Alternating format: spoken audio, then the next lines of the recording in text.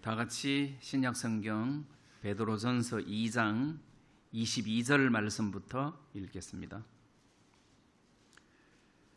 저는 죄를 범치 아니하시고 그 입에 괴사도 없으시며 욕을 받으시되 대신 욕하지 아니하시고 고난을 받으시되 위협하지 아니하시고 오직 공의로 심판하시는 자에게 부탁하시며 친히 나무에 달려 그 몸으로 우리 죄를 담당하셨으니 이는 우리로 죄에 대하여 죽고 의에 대하여 살게 하려 하심이라.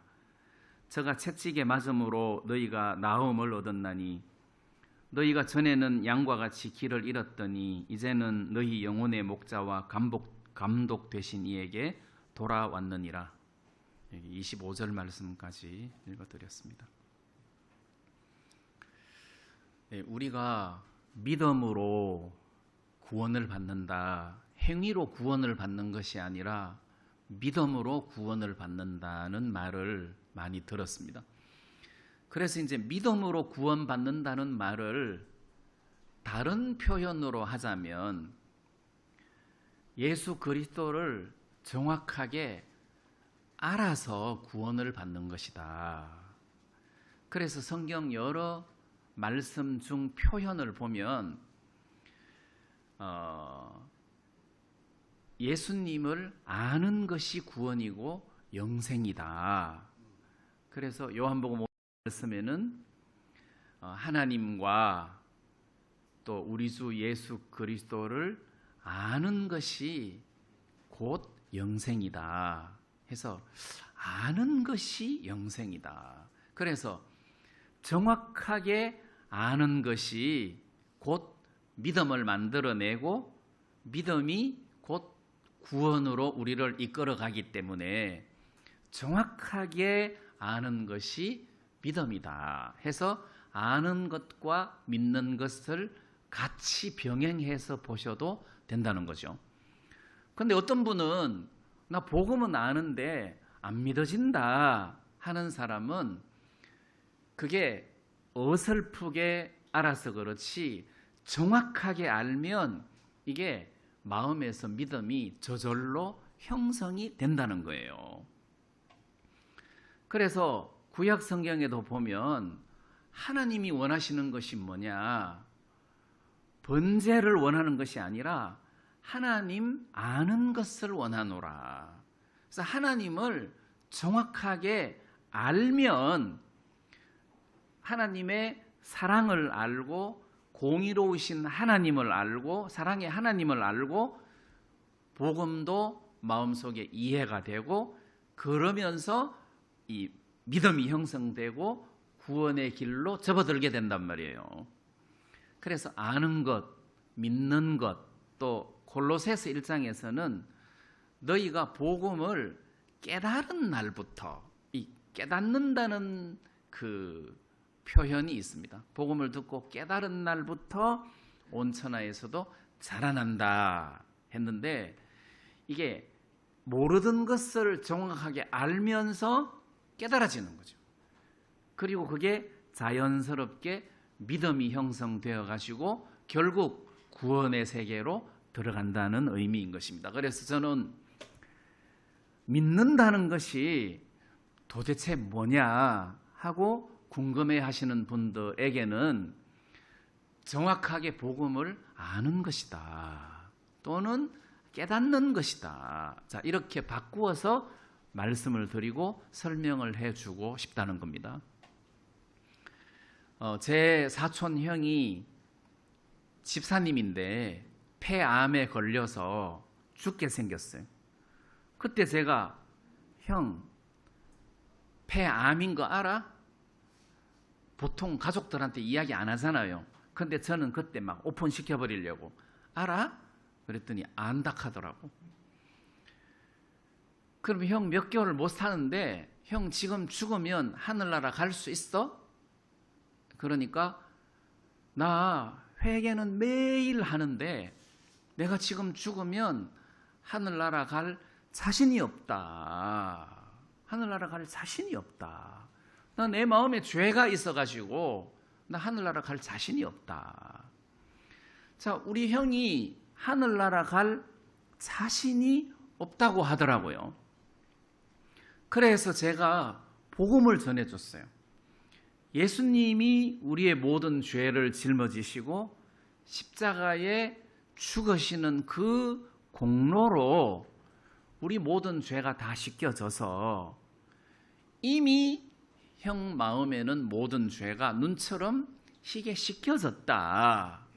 이 결론을 깨우쳐 주려고 거의 한 2시간 정도를 형님에게 이야기를 했는데 형님이 이해를 못하더라고. 그리고 그 다음에도 교제하고 그 다음에도 교제하고 결국 형님이 이 복음을 자세하게 알게 됐어요. 그러면서 나는 지금 죽어도 천국 갈 수 있다 하고 확신을 하더란 말이에요. 그러면 형이 폐암으로 병원에 들어 누워갖고 치료받고 있는 상황에 형은 아무것도 할 수 있는 것이 없었어요. 며칠 전까지만 해도 나는 하늘나라 갈 자신이 없다. 그런데 며칠 후에 복음 교제를 정확하게 듣고 그것을 알고 난 다음에는 그래, 내가 지금 죽어도 하늘나라 갈 수 있다 하고 자신 있게 이야기를 한 것을 보면 그 며칠 사이에 형님에게 무슨 변화가 생겼느냐, 모르던 복음을 알았다는 거죠. 그 전에도 자기는 예수를 믿는다고 믿었는데 그건 정확한 믿음이 안 되는 게 정확하게 복음을 모르는 상태에서 예수를 믿는다고 믿습니다 했으니까 참 믿음이 아니었다는 거죠. 그래서 복음을 정확하게 알고 나니까 믿음이 저절로 마음에서 형성되고 고백이 저절로 입에서 나온다는 거예요. 나는 지금 죽어도 하늘나라 갈 수 있다. 그래서 우리 형님의 변화는 복음의 말씀을 정확하게 들음으로 정확하게 예수 그리스도를 알았다는 거예요. 그러면서 마음속에 확신이 생겼다는 겁니다. 자, 그래서 하나님과 예수 그리스도를 정확하게 아는 건데 어떤 것을 정확하게 알아야 되느냐? 그분이 나를 위하여 어떻게 내 죄를 깨끗하게 씻어 놓으셨는가에 대해서 정확하게 알면 마음에서 믿음이 형성되고 구원을 받게 된다는 거예요. 한 번은 이렇게 말씀을 전하는데 어떤 낯선 신사분이 뒤에 와서 앉으시더라고. 그래서 금방 표가 나잖아요. 예배 마치고 가서 어디 사시냐 하고 인사를 나누다가 보니까 독일 베를린에서 선교를 한 10년을 하시다가 실패하고 다시 한국에 들어오셨는데 아직 교회가 없어가지고 오늘은 이 교회, 내일은 저 교회 이렇게 다니면서 주일 예배를 본다는 거예요. 그래서 한참 이야기를 하다가 목사님은 지금 죽으면 천국 갈 수 있습니까? 천국은 죄가 없어야 갈 수 있는 곳 아닙니까? 목사님은 마음에 죄가 전혀 없습니까? 있습니다. 아니, 죄가 없습니다. 그런데 또 죄를 짓잖아요. 그럼 또 죄가 생기는 거죠. 그래서 저는 맨날 회개를 합니다. 그래서 저도 회개를 해봤는데 회개를 못하는 죄가 있습니다. 나도 모르게 그냥 지나가는, 회개를 100% 우리가 할 수 있는 것이 아니지 않습니까? 나도 모르는 죄는 어떻게 회개합니까? 하고 꼬치꼬치 이야기를 하다가 보니까 사실 제가 목사지만 이런 부분을 성도들이 질문을 하면 대답을 못한다는 거예요. 나는 이런 부분들에 맹점이 있습니다. 나는 사실 이런 부분들을 좀 배우고 싶습니다. 자, 그렇게 해가지고 그 목사님하고 교제를 해가지고 이분이 확신을 했어요. 아, 내 모든 죄가 이미 예수님에게로 넘어갔구나. 예수님이 이미 내 모든 죄를 앞으로 지을 죄까지 예수님께서 짊어지시고 해결해 주셨구나. 이 사실이 마음에 깨달아졌어요. 이걸 알게 됐어요. 그리고 사람들이 한번 생각해 보세요. 내가 1958년생인데 그때부터 지금까지 60년 넘게 지은 죄가 내 기준으로 보면 과거의 죄예요. 그런데 예수님이 십자가 지실 무렵의 기준으로 보면 거의 2000년 후의 죄란 말이에요. 그러니까 예수님이 내 죄를 짊어지신 것은 내 과거의 죄를 짊어지신 것이 아니라 내 미래의 죄를 짊어진 거예요. 내 편에서 보면 과거의 죄지만 그 예수님 편에서는 먼 미래의 죄를 짊어지셨단 말이에요. 그럼 내 편에서 과거의 죄는 예수님 편에서 보면 미래의 죄고 내 미래의 죄도 미래의 죄인데 예수님이 오늘까지 지은 죄만 짊어지신다는 것이 이게 논리적으로 이게 성립이 안 된다는 거죠. 그래서 예수님이 십자가에 짊어지실 그 당시에 우리 죄를 짊어지신 것이 과거, 현재, 미래를 다 떠나서 세상 죄를 짊어지신 것이다. 이 세상 죄를 그냥 시간대로 쪼개면 과거나 현재나 미래나 다 포함시킨 것이다. 예수님이 세상 죄를 짊어지신 것이다. 그래서 그 목사님이 그거를 깨달았어요. 그런데 그거를 깨닫자 말자 나한테 목사님, 내 아내가 평상시에 늘 이런 이야기를 한 것 같은데 내 아내하고 지금 똑같은 이야기를 하고 있습니다. 내 아내를 한번 만나보시죠. 그렇게 됐어요. 그래서 이제 그 주간에 그 집을 찾아갔어요. 그래서 이제 그 사모님하고 이야기를 하는데 사모님은 죄가 없다는 거예요. 예수님의 보혈로 죄가 깨끗하게 씻겨졌다는 거지. 앞으로 죄를 지어도 여전히 자기는 예수님이 영원히 우리 죄를 씻으셨기 때문에 죄가 없다는 거예요. 그래서 사모님은 죄인입니까? 의인입니까? 하니까 당연히 의인이라는 거예요. 그래 내가 속으로 얼마나 놀랬겠어요. 무슨 이런 분이 다 계시냐 요즘. 그래서 사모님은 어떻게 해서 이 사실을 알게 됐습니까? 하고 내가 물었어요. 그러니까 이 사모님은 초등학교 5학년 때 방언을 받았대. 이게 보통 열심이 아니잖아요. 그래가지고 교회에 굉장히 열심히 있었다는 거지. 근데 주위의 사람들이 중학교 때부터 너는 사목감이야, 너는 사목감이야 해서 결국 목사님하고 결혼을 해가지고 사역의 길을 걷게 됐는데 자기는 사모니까 다른 사람들보다 더 착하게 살아야 되고 사모니까 죄도 안 지어야 되고 욕심도 안 부려야 되고 미움도 없어야 되고 그러니까 사모로서 열심히 하나님을 섬기는데 자기가 원하는 만큼 행위가 안 나오는 거예요. 안 나오는 거예요. 그래서 새벽기도, 철야기도, 그다음 산기도, 금식기도 이런 게 세월이 흐를수록 이게 많아지는 거예요.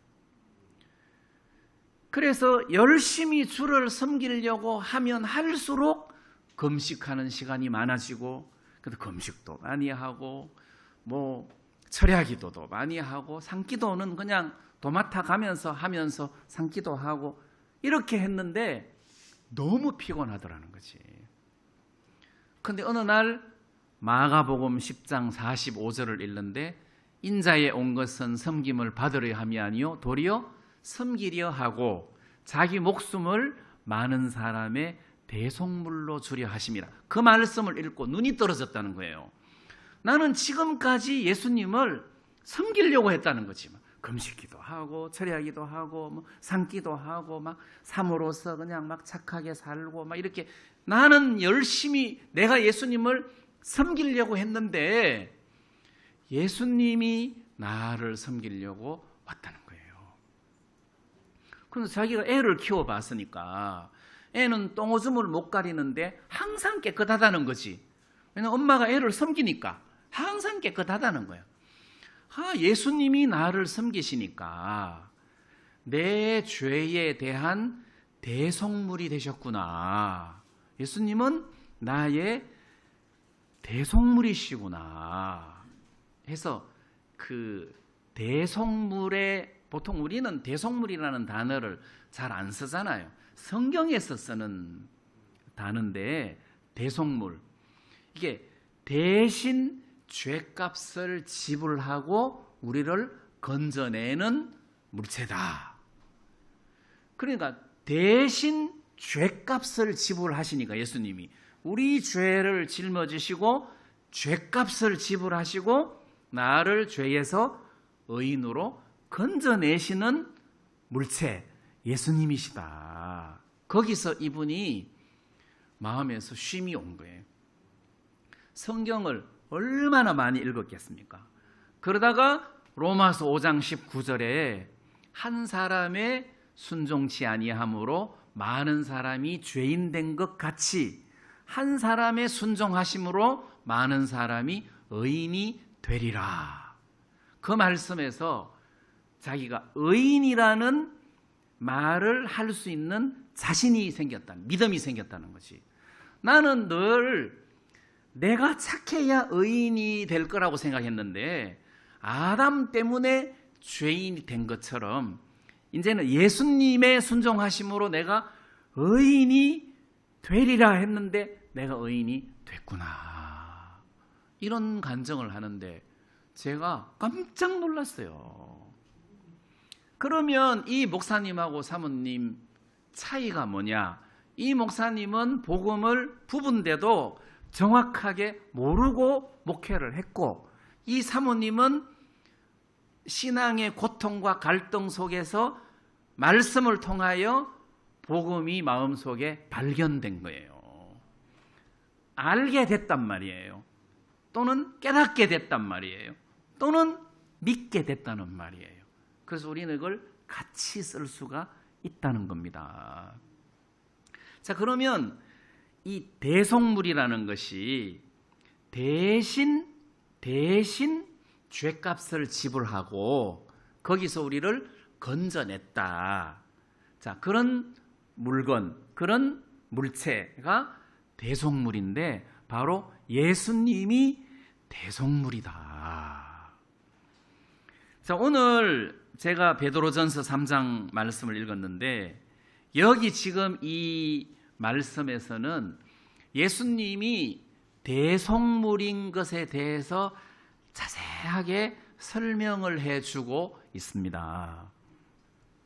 먼저 22절에 저는 죄를 범치 아니하시고 그 입에 괴사도 없으시며, 저는 대속물이신 예수님은 죄를 범치 아니하셨다. 그래서 그 입에 괴사도 없으시고 욕을 받으시되 대신 욕하지 않으시고 고난 받으시되 위협하지 아니하시고, 예수님은 죄가 없으신 분이다. 만약에 예수님이 죄가 있으신 분이면 대속물의 자격이 안 된다는 거죠.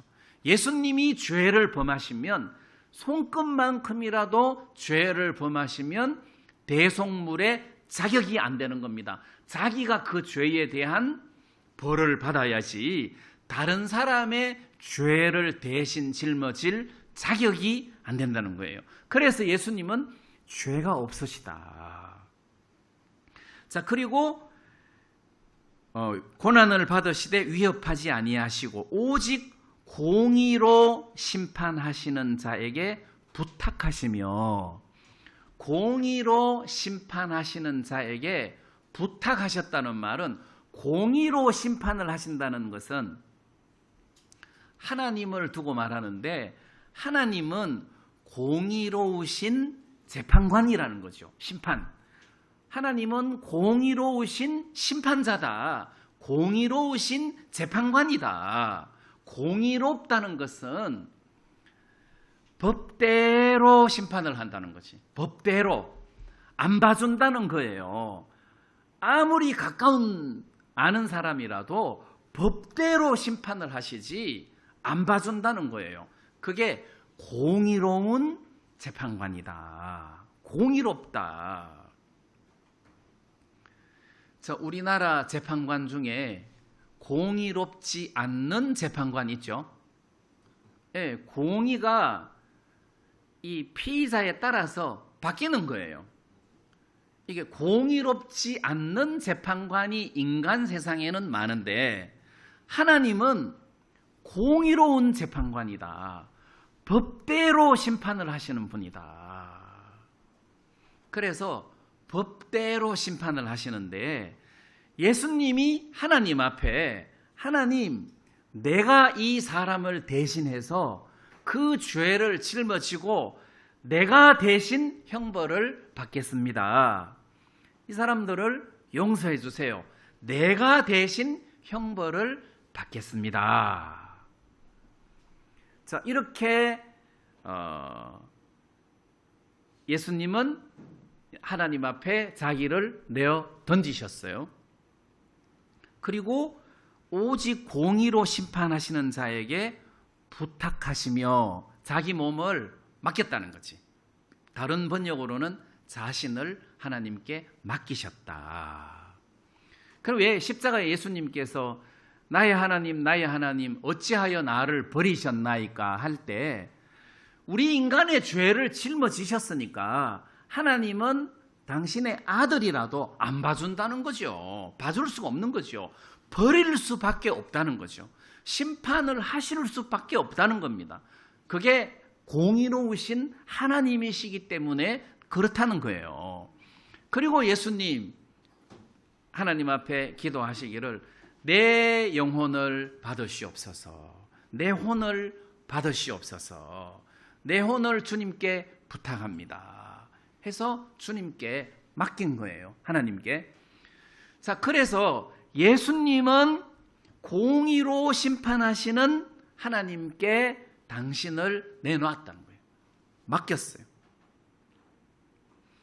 자, 그렇다면 이게 대속물이라는 겁니다. 그리고 이제 더 정확한 표현을 24절에서 설명을 하고 있는데 친히 나무에 달려 그 몸으로 우리 죄를 담당하셨으니, 이게 다른 번역으로는 거꾸로 친히 우리 죄를 담당하시고 나무에 달리셨으니, 이 순서가 이게 더 이해가 쉽죠.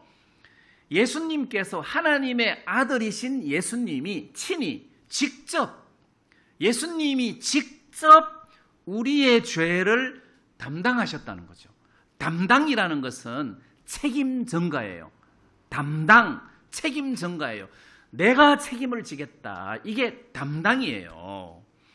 그 예수님께서 친히 하나님의 아들이신 예수님이 친히 우리 죄를 담당, 내가 책임지겠다, 내가 짊어지겠다 해서 우리 죄를 담당하신 거예요. 그러면 공의로우신 하나님께서 네가 인간의 죄를 담당했으니 죄의 싹은 사망이고 피 흘림이 없은즉 사함이 없느니라 했으니까 네가 마땅히 그 죄에 대해서 형벌을 받아야 된다 해서 하나님이 예수님에게 형벌을 주신 거잖아요.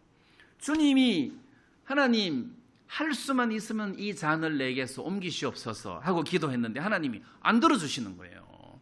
왜? 우리 죄를 친히 담당하셨으니까 죄값을 받아야 된다는 거예요.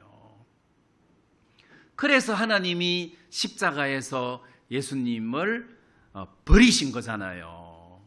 우리의 형벌을 받으신 거잖아요. 자, 여기에서 그 몸으로 우리 죄를 담당하셨으니 해서 대속물이신 예수님에 대하여 지금 설명을 하고 있습니다.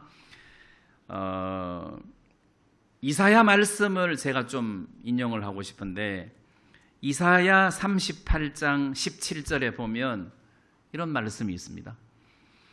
보옵소서 내게 큰 고통을 더하신 것은 내게 평안을 주려 하심이라. 여기 히스기야의 기도가 나오는데 그 기도 내용 중에 내게 큰 고통을 더하신 것은 내게 평안을 주기 위함이다. 주께서 나의 영혼을 사랑하사, 더 정확하게 말하면 이게 나라는 존재가 혼이에요. 혼. 나의 혼을 사랑하사 멸망의 구덩이에서 건지셨고, 멸망의 구덩이라는 말은 또는 죄악의 구덩이 또는 심판의 구덩이, 지옥 구덩이 이렇게도 해석할 수 있겠죠. 멸망의 구덩이에서 건지셨고 나의 모든 죄는 주의 등 뒤에 던지셨나이다. 자, 이사야 이 말씀에 히스기야 기도 중에 나의 모든 죄는 주의 등 뒤에 던지셨나이다. 그러니까 우리가 가벼워요, 안 가벼워요? 가볍단 말이에요. 제가 군대 생활할 때 저는 행정병이라 바깥 활동을 잘 안 했어요. 근데 행정병도 유격 훈련은 받아야 되더라고. 그래서 유격 훈련을 받는데 첫날 24km를 걸었어요. 군장 메고 24km를 걷고 나니까 발바닥에 물집이 생겨가지고 퉁퉁 부었어요. 그래서 이걸로 유격 훈련을 4박 5일 받는데 내가 물을 칼로 찢어갖고 물을 쫙 뺐어요. 그리고 붕대를 감아가지고 밤새도록 붙으라고. 그리고 아침에 일어나니까 붙었어. 근데 아침에 일어나자마자 집합 그러고 막 쌍욕을 하면서 조교들이 우리를 막 몰아붙이는데 뛰다가 보니까 이게 떨어지는 거예요.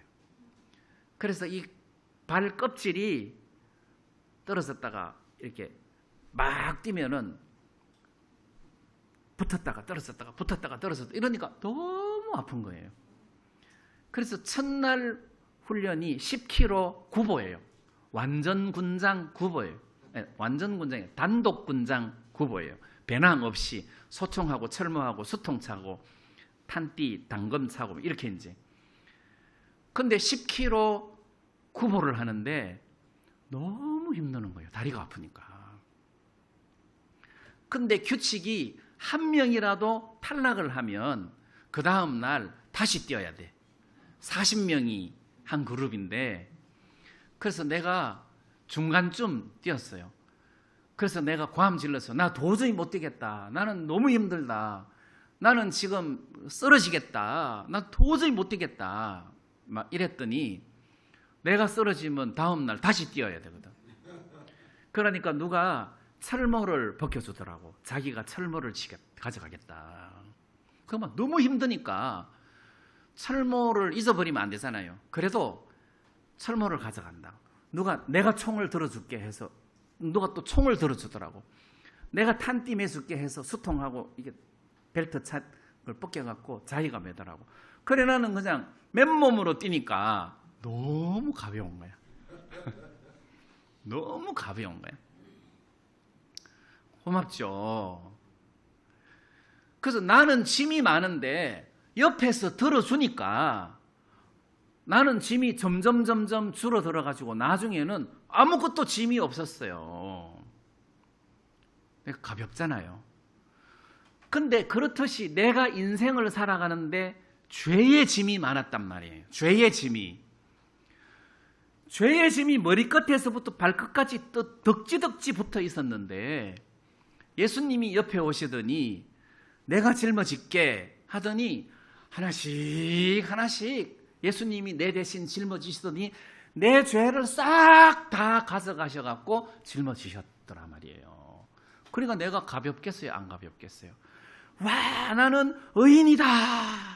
나는 죄가 없다 이렇게 말할 수 있다는 것이, 예수님이 내 죄를 다 짊어지듯이 마치 그 동료들이 철모 그 다음에 소총 그 탄띠하고 다 짊어지니까 내가 가볍듯이 예수님이 내 죄를 다 짊어지시니까 난 가벼운 거예요.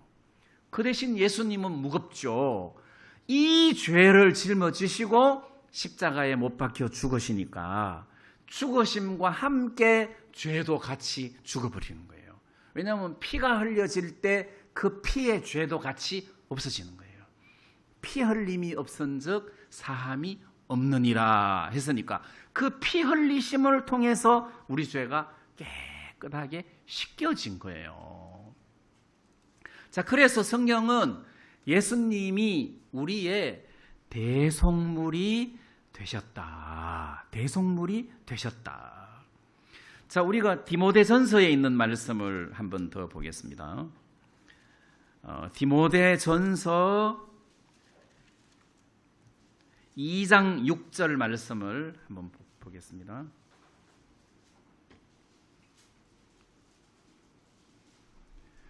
그가 모든 사람을 위하여 자기를 속전으로 주셨으니 기약이 이르면 증거할 것이라. 자, 여기 보면 그가 모든 사람을 위하여 자기를 속전으로 주셨으니, 여기 우리 개역 성경에는 속전이라고 번역해 놨는데 영어 성경에 보면 대속물로 되어 있어요. 대속물. 자, 그러면 그가 예수님이죠. 예수님이 모든 사람을 위하여니까 내가 들어갑니까 안 들어갑니까? 예수 안 믿는 사람도 들어갑니까 안 들어갑니까? 들어가요. 예수를 믿든 안 믿든 상관없어요. 모든 사람을 위하여 예수님께서 자기를 속전 대속물로 주셨으니, 대속물로 주셨으니 기약이 이르면 증거할 것이라. 이 말은 이렇게 주셨기 때문에 기약, 이제 이때예요. 그 이후로 모든 사람들이 증거를 한다는 거죠. 저분이 십자가에 못 박혀 죽으셨다. 어떻게? 대속물로 십자가에 못 박혀 죽으셨다. 그래서 우리는 죄가 없다 하고 증거를 한다는 거예요. 여러분, 내 죄가 눈처럼 희게 씻겨졌다, 나는 죄가 없다의 증거가 뭐냐 하면 십자가라는 거죠. 저 십자가에 매달리신 대속물이신 예수 그리스도가 바로 증거다. 우리가 이걸 사람들에게 증거하는 거란 말이에요. 예수님이 대속물이시다. 내 모든 죄를 짊어지셨다. 친히. 그것도 나 너무 힘드니까 야 천사야 네가 좀 대신 짊어져라, 이게 아니라 하나님의 아들이신 예수님이 직접 우리 죄를 짊어지신 거예요. 그래서 아까 이사야 38장 17절에 나의 모든 죄는 주의 등 뒤에 던지셨나이다. 자, 이렇게 돼 있어요. 주의 등 뒤에 던지셨나이다. 그러니까 하나님이 주께서 내 영혼을 사랑하사 나의 모든 죄를 주의 등 뒤에 던지셨나이다 했으니까 세례 요한이 예수님을 보고 보라 세상 죄를 지고 가는 하나님의 어린 양이로다, 그렇게 할 만하잖아요. 그게 맞잖아요. 하나님이 우리의 죄를 예수님 등 뒤에 던지셨으니까 세례 요한은 예수님을 보고 세상 죄를 지고 가는 하나님의 어린 양이로다, 이렇게 얼마든지 말씀하실 수가 있다는 거예요. 자, 이렇게 예수님이 우리 죄를 대속물이 되셔갖고 십자가에 우리 대신 못 박혀 죽으셨다는 거예요. 이 대속이라는 제도가 이제 과거에는 흔히 있었어요. 과거에. 이 영국 같은 데는 왕자도 공부를 해야 되니까 학교를 가요. 근데 왕자가 학교에서 교칙을 어겼다든지 숙제를 안 했다든지 그러면 교칙대로 벌을 받아야 돼. 만약에 숙제를 해가지고 않았다. 그 왕자님께서 숙제를 안 해갖고 오셨습니다. 교칙에 숙제를 안 해가지고 오면 회초리로 종아리를 5대를 맞습니다. 왕자님은 오늘 5대 회초리에 맞아야 됩니다. 근데 왕자님을 때릴 수 없으니까 삼돌아 하고 부르는 거예요. 왕자님을 대신해서 매를 맞아주는 아이가 있어요. 그럼 이제 삼돌이를 불러가지고 왕자님이 숙제를 안 해갖고 왔는데 네가 회초리로 맞아야 되겠다 해서 삼돌이를 회초리 5대 때리는 거예요. 왕자님 대신 매를 맞아주는 아이가 있었어요. 근데 얘는 왕실로부터 월급을 받아요. 그러니까 교칙을 어겼을 때 왕자라고 봐주는 게 아니라 형벌을 내리기는 내리는데 왕자님 대신 벌 받아주는 사람을 내세워가지고 형벌을 받게 했다는 거죠. 무슨 좀 편법 같죠? 우리나라에도 그런 제도가 있었어요. 흥부 놀부 이야기에 보면은 어떤 최부자가 잘못을 해가지고 관에 가가지고 그 곤장을 30대를 맞아야 되는데 한 대 맞는데 한 양씩 준다 그러니까 흥부가 대신 맞잖아요. 그래가지고 계약금으로 단양인가를 받아와서 그걸로 양식 팔아가지고 집에 가서 실컷 먹고 나니까 아내가 당신 덕에 잘 먹었는데 이 돈이 어디서 났냐, 계약금을 받은 거다. 그거 10대만 맞으면 죽는다 하는데 30대를 맞으면 당신 죽을 거다. 가지 마라 뭐 이런 대목이 나요. 근데 대신 돈 받고 대신 매를 맞아 주는 제도가 있었어요. 매품팔이라고. 그럼 예수님은 우리 죄를 대신 짊어지시고 십자가에 죽으실 때는 돈 받고 하신 것이 아니라 사랑으로 하셨단 말입니다. 자, 예수님이 이렇게 하심으로 공의로우신 하나님도 인정이 되시고 예수님이 이렇게 하심으로 사랑의 하나님이신 것도 인정이 되신 거예요.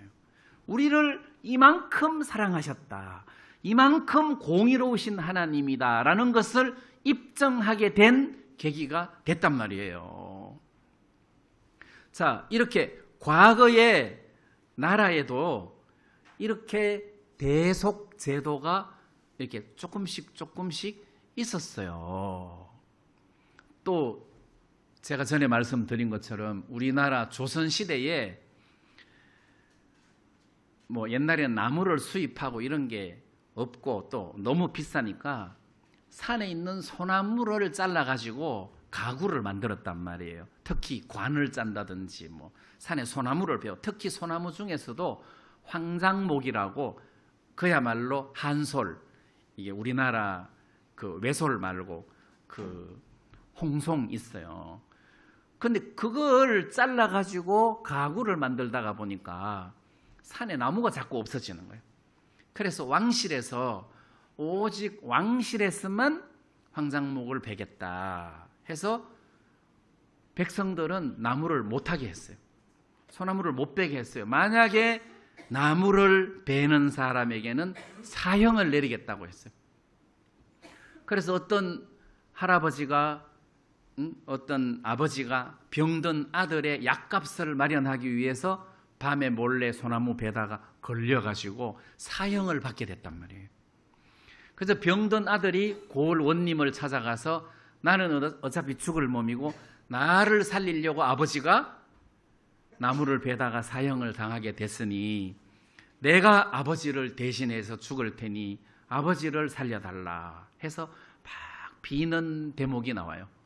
자, 그때 고을 원님이 좋다.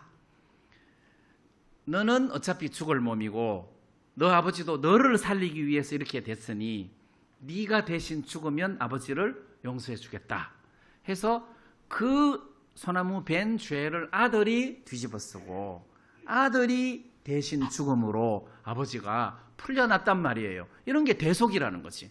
그럼 아들도 죽고 아버지도 죽고 그러면 그게 법이 이상한 법이 된단 말이죠.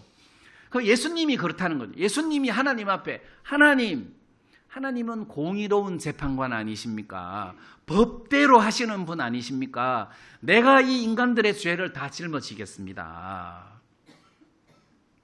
그리고 내가 죽겠습니다. 그래서 모든 사람의 죄를 예수님이 다 짊어지셨어요. 그러면 십자가는 모든 사람의 죄가 다 없어진 거예요. 믿든 안 믿든 모든 사람의 죄가 다 없어진 거예요. 그럼 구원이라는 것은 이 사실을 마음으로 받아들이는 사람에게 하나님이 선물로 준다는 거잖아요. 왜? 뭐 내가 원치도 않는데 왜 내 죄를 가져가? 그러면 그것도 하나님이 자유의지를 그냥 깔아먹는 택이 되니까 모든 사람의 죄를 씻어 놓았는데 다만 이 사실을 믿음으로 받아들이는 사람에게, 영접하는 사람에게 그 효력이 나타나도록 했다는 거예요. 믿는 사람에게, 아는 사람에게, 아, 내 죄가 십자가에서 영원히 씻겨졌구나. 그래서 예수님이 우리 죄를 짊어지시고 십자가에 못 박혀 죽으시면서 마지막으로 남기신 유언이 다 이루었다잖아요. 예수님이 십자가에서 다 이루었다 하시고 머리를 숙이시고 영혼이 돌아가시니라. 다 이루었다. 뭘 다 이루었다는 말입니까? 우리의 모든 죄를 다 씻었다. 하나님의 뜻을 다 이루었다. 자, 뭐 많은 의미가 있겠지만 오늘 예수님께서 우리 죄를 짊어지시고 친히 우리 죄를 짊어지시고 십자가에 못 박혀 죽으심으로 우리 죄를 완벽하게 해결했다, 씻어놓았다, 깨끗하게 해놓았다, 그거를 다 이루었다 하는 메시지가 아니겠느냐는 거예요. 예수님께서 이렇게 죽으시면서 우리의 죄를 깨끗하게 씻어놓았다. 자, 그 다음 저는 골로새서에 있는 말씀을 한번 더 보겠습니다. 골로새서 1장 22절 말씀에 보면 이제는 그의 육체의 죽음으로 말미암아 화목케 하사 너희를 거룩하고 흠없고 책망할 것이 없는 자로 그 앞에 세우고자 하셨으니, 여기 보니까 이제는, 자, 우리가 조금 전까지만 해도 우리가 과거에는 나는 죄인이야, 나는 죄가 많아, 난 지금 죽으면 하늘나라 갈 수 없어, 난 죄가 많아서 하늘나라 못 가, 내가 전에는 그랬어. 근데 이제는 예수님이 내 죄를 짊어지셨기 때문에 나는 죄가 없어, 이렇게 말할 수 있다는 거죠. 이제는 그의 육체의 죽으심으로 말미암아, 예수님이죠. 예수님이 우리 죄를 담당하시고 우리 죄를 짊어지시고 그 다음에 죽으심으로, 십자가의 죽으심으로 말미암아, 여기서 말미암아 때문에, 이유죠. 내가 왜 구원을 받을 수 있냐, 내가 왜 지금 하늘나라 갈 수 있냐, 내가 왜 죄가 없다라고 말할 수 있냐 때문에, 그 이유가 지금 여기서 설명되는 거잖아요. 그의 육체의 죽음으로 말미암아, 예수님이 십자가에 못 박혀 죽으신 것 때문에, 그다음 그 뒤에 화목케 하사, 하나님과 나 사이가 화목하게 됐다는 거예요. 하나님과 나 사이가 화목하다. 내가 교회를 열심히 나와서, 내가 연보를 많이 해서, 내가 착한 일을 많이 해서 하나님과 내가 화목한 것이 아니에요. 예수님이 내 죄를 짊어지시고 십자가에 죽으심으로 말미암아 하나님과 내가 화목하게 됐단 말이에요. 가까운 사이라는 것입니다. 하나님과 내가 가까운 사이다.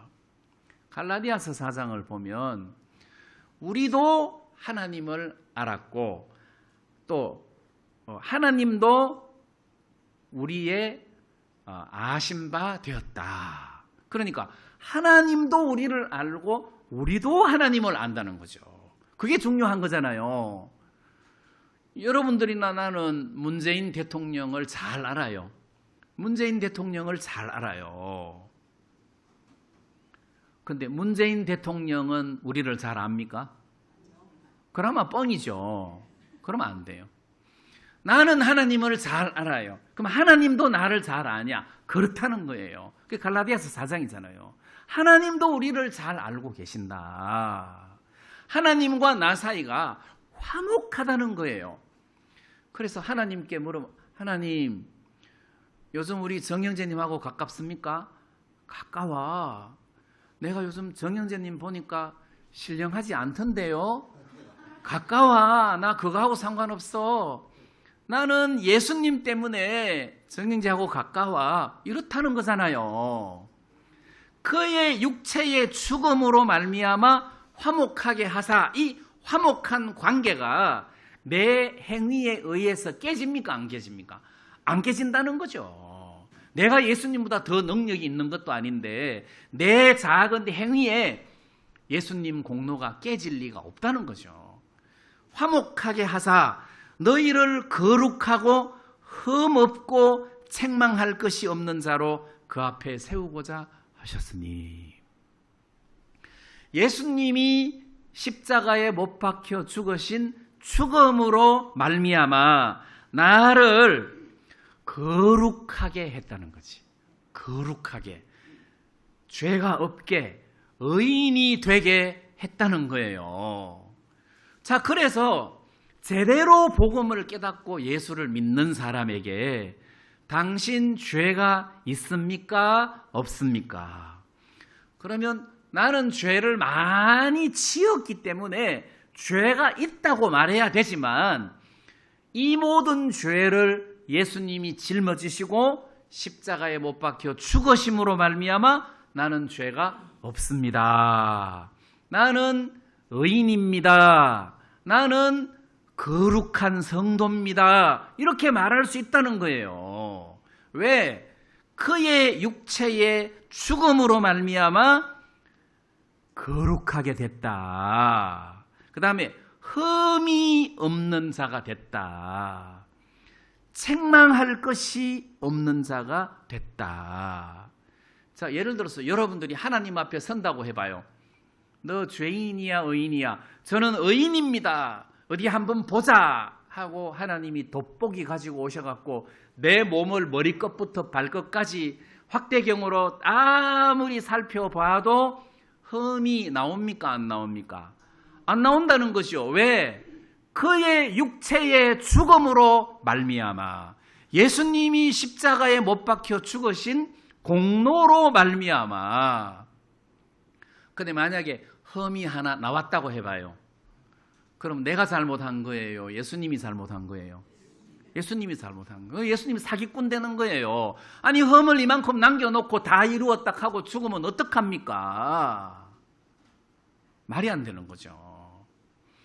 그래서 예수님이 십자가에 못 박혀 죽으신 죽으심은 우리 죄를 손끝만큼도 남김없이 다 담당하시고 죽으셨다. 그래서 이 예수님은 우리를 흠이 없게 하셨다. 책망할 것이 없게 하셨다. 그래서 하나님이 오늘 여러분들이나 우리를 보면 흠 잡을 게 없는 거예요. 완벽하다. 너는 완벽하다. 흠 잡을 데가 없다. 자, 이게 우리의 행위를 의지하는 거예요. 예수님의 공로를 의지하는 거예요. 우리의 행위를 바라보면서 그렇게 말할 수는 없는 거예요. 행위로 되는 것이 아니에요. 이 세계는 믿음으로 되는 세계지 예수님의 공로로 되는 세계지 내 행위로 되는 세계가 아니라는 거예요. 자, 그래서 예수님의 죽으심으로 말미암아, 그의 육체의 죽음으로 말미암아 흠 잡힐 데가 없을 만큼, 하나님이 꾸중할 대목이 없을 만큼 우리를 완벽하게 만들어 놨다는 거예요. 하늘나라 들어가기에 부족함이 없는 100% 완벽하게 해놨단 말이에요. 제가 어떤 목사님에게 복음을 전했어요. 인도에서. 이름이 임마누엘이라는 목사님인데, 복음을 전했는데 이분이 잘 못 믿으시는 것 같더라고. 그래서 그 다음날 또 찾아갔어요. 목사님, 의인입니까? 죄인입니까? 의인이라고 하는데 입에 힘이 없어. 의인이라고 하는데 입에 힘이 없어. 그래서 제가 100% 의인입니까? 하니까 90% 의인입니다 하더라고요. 여러분, 90% 의인이 없어요. 이 말씀은 흠 없고 책망할 것이 없는 자로 하나님 앞에 세우고자 하셨으니 100%예요. 여러분들이 하나님 앞에 의인인데 100% 의인이지 90% 의인이 아니에요. 내가 내 노력으로, 내 행위로 했으면 90%라고 하면 겸손이에요. 내 행위로 의롭게 됐으면 아이고 그래도 죄는 있지요 하면 겸손이에요. 그런데 예수님 공로로 의인이 됐을 때는 의인이라고 할수록 예수님에게 영광이 되고 자랑이 되는 거란 말이에요. 그리고 어떤 사람은 겸손하기 위해서 자기를 죄인이라고 낮춘다고 그러는데, 그런 것이 아니라 내가 의인이라고 할수록 예수님이 기분이 좋다는 거죠. 당신 덕분입니다. 당신 공로입니다. 당신의 공로를 믿음으로 내가 이렇게 100% 의인이 된 겁니다. 이렇게 되는 것이기 때문에 의인이라고 할수록 주님에게 영광이 되는 거다. 그래서 예수님이 우리의 대속물이 되셔서 이렇게 우리를 깨끗하게 해놨다는 거예요. 예수님이 십자가에 못 박히실 때 양쪽에 강도가 둘이 같이 못 박혔어요. 그래, 예수님이 십자가에 못 박혀 있을 때 그 밑에 유대인들, 로마 군인들이 다 예수님을 조롱했단 말이에요. 네가 정말 그리스도냐? 그리스도면은 내려와라 하고 조롱을 했는데, 마태복음을 보면은 십자가에 못 박힌 강도들도 같이 욕을 했다고 되어 있어요. 강도들도 예수님을 욕을 했어요. 그런데 십자가에 매달려 가지고 1시간, 2시간 시간이 지나면서 한쪽 강도가 마음이 바뀐 거예요. 왜 마음이 바뀌었는지는 잘 모르겠지만 십자가에 못 박혀 있는 상태에서 예수님이 가상칠언이라고 7마디의 말씀을 하신 적이 있습니다. 그 중에 한 마디가 저들의 주여 저들의 죄를 저희를 사하여 주옵소서. 아버지요 저희를 사하여 주옵소서. 자, 이런 말씀도 십자가 위에서 하셨단 말이에요. 그럼 한쪽 강도가 도대체 이분이 누구길래 이렇게 십자가 위에서 죄도 없으신데 못 박혀 있는 상황에서 저들의 죄를 사소서 하는 걸 보면 이분은 의로운 사람이다 해서 누가복음으로 건너오면은 이분이 예수를 믿는 마음으로 마음이 바뀐 것을 발견할 수 있어요. 그래서 한쪽 강도가 예수님을 보고 네가 그리스도가 아니냐? 너도 구원하고 우리도 구원 좀 시켜줘 봐라. 네가 그리스도인데 우리 좀 구원시켜줘 봐라 하니까 누가복음 23장 4절에 보면 그 강도가 그쪽 한 강도를 꾸중하는 대목이 나옵니다. 40절에 보면 하나는 그 사람을 꾸짖어 가로되 네가 동일한 정죄를 받고서도 하나님을 두려워 아니하느냐? 우리는 우리 행한 일에 상당한 보응을 받는 것이니 이에 당연하거니와 이 사람의 행한 것은 옳지 않은 것이 없느니라. 그래서 이 사람은 죄가 있어서 이렇게 못 박히신 것이 아니다. 이분은 메시아다. 이런 의미예요. 42절에 가로되 예수여 당신의 나라에 임하실 때에 나를 생각하소서. 예수여, 여기 이제 이 한글 개역에는 주여가 빠져 있어요. 예수여는 강도가 예수님께 말하기를, 영어에는 강도가 예수님께 말하기를 주여 당신의 나라에 임하실 때 해서 주여가 여기 지금 빠져 있어요. 우리 개역 성경에는 주여가 있습니다. 예수께 말하기를 주여. 여러분, 이 예수님에게 주여 하고 고백하는 것은 아무나 할 수 있는 고백이 아닙니다. 믿음이 들어오기 전에는 주여 이 고백을 할 수가 없어요. 그리고 주여 당신의 나라에 임하실 때에, 이거는 예수님이 왕이 되시는 천년왕국을 말합니다. 당신이 왕으로 임하실 때에, 당신의 나라에 임하실 때에, 이 말은 예수님이 메시아라는 거예요. 메시아다. 그래서 십자가 위에서 이 강도가 예수님을 정확하게 알았고 믿었다는 뜻입니다. 당신의 나라에 임하실 때에 나를 생각하소서 하니까 예수님께서 진실로 내게 이르노니 오늘 내가 나와 함께 나학원에 있으리라 해서 이 사람이 십자가 위에서 예수님을 발견하고 구원을 받았다는 거예요. 이 강도가 구원을 받기 위해서 뭐 했겠습니까? 여러분, 강도가 어떤 사람입니까? 강도가 진짜 죄가 많은 사람 아닙니까? 근데 십자가 위에서 예수님을 알았다는 거죠.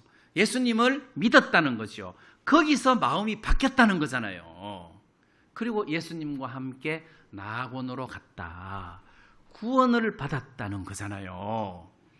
그러면 십자가 위에서도 구원받는데 우리가 이렇게 자유로운 가운데서 하나님 말씀을 듣고 예수님이 내 죄를 다 짊어지셨구나.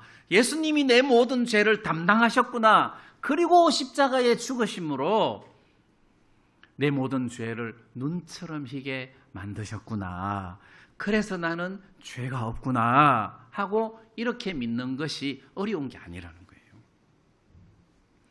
우리나라 법에 보면 일사부재리의 원칙이라는 법제가 있습니다.